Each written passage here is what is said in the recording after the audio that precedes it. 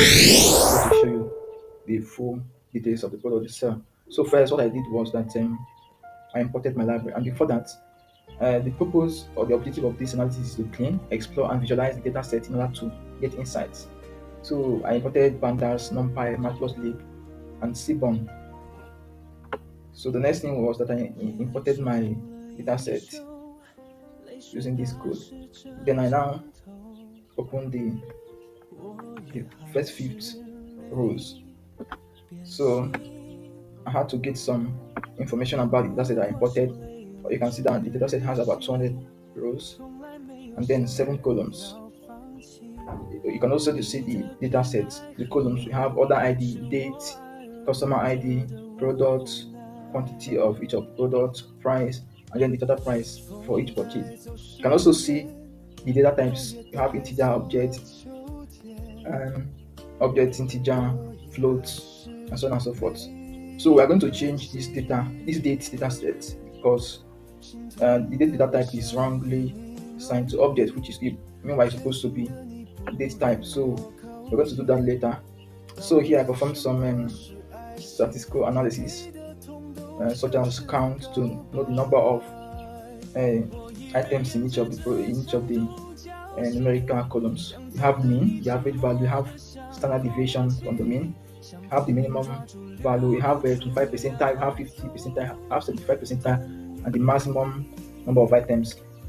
So to confirm the number of columns and rows, I did depth of shape, so I got the number of rows and columns, which is 207. So the next thing I did was to check the actual columns we have. So this is it, just like I said before. So now the next thing I did was to know the number of unique values in each of the columns. You see, we have order ID, which is 200, corresponding to the number of rows that we saw up there.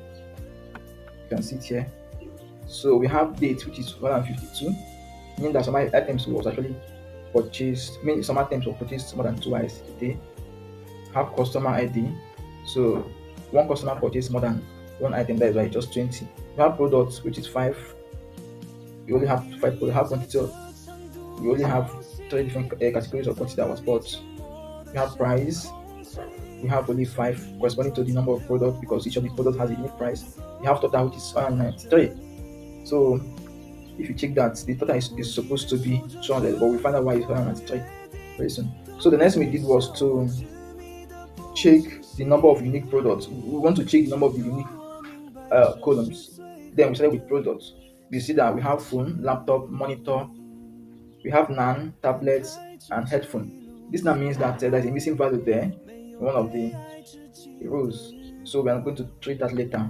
So the next thing we did was to check the number of unique prices. We also check the number of unique quantity. We only have 1, 2, 3. That is why it was 3 here. That's why it was 3 here. So we went ahead to check. Um, we converted. Then I told you about dates not being the proper um, format. So I converted it here. So I now check to confirm that the conversion worked. So you can see now it's no longer in object data type, it's now in date time data type. So going forward, I had to check whether there is any non-value, there is any missing value in of the code. So the one that is with false means that there is no missing value. The one that has true means that there are missing value. So we can only see missing value in products and then in total. So explaining the reason why it's not up to 200 here, why it's not up to 200 here, because there are missing values.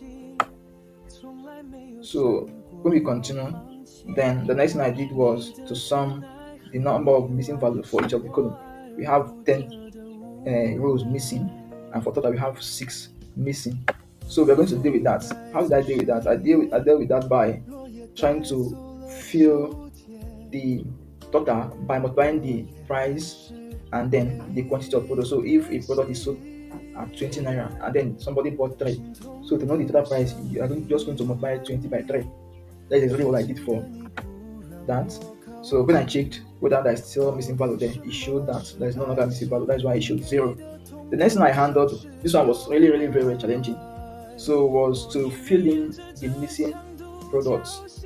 So what I did here was that I had to look at each of them, and I found out that each of the product has a unique prices. Because of that, I now say that I now ask Python to locate each of the prices. When the price is 1,000, then replace the product that is an um, empty cell with laptop.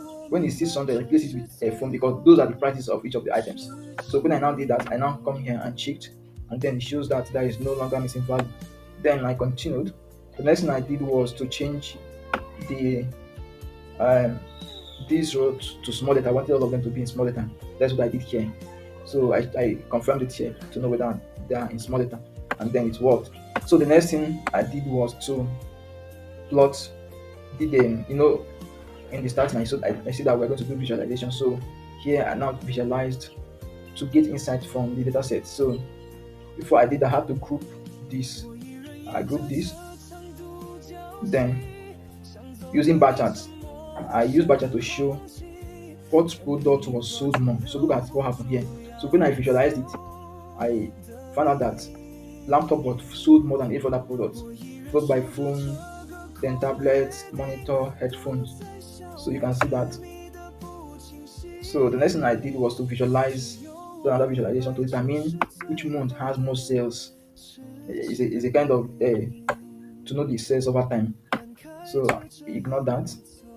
So you can see, I so you can see that August seemed to have more sales, probably followed by December, you see February, then other ones followed. So the next thing I did was to know the quantity of products that was purchased more. So if you check now, I found out that uh, three products. Most people bought three products more than two and one. So you can see that.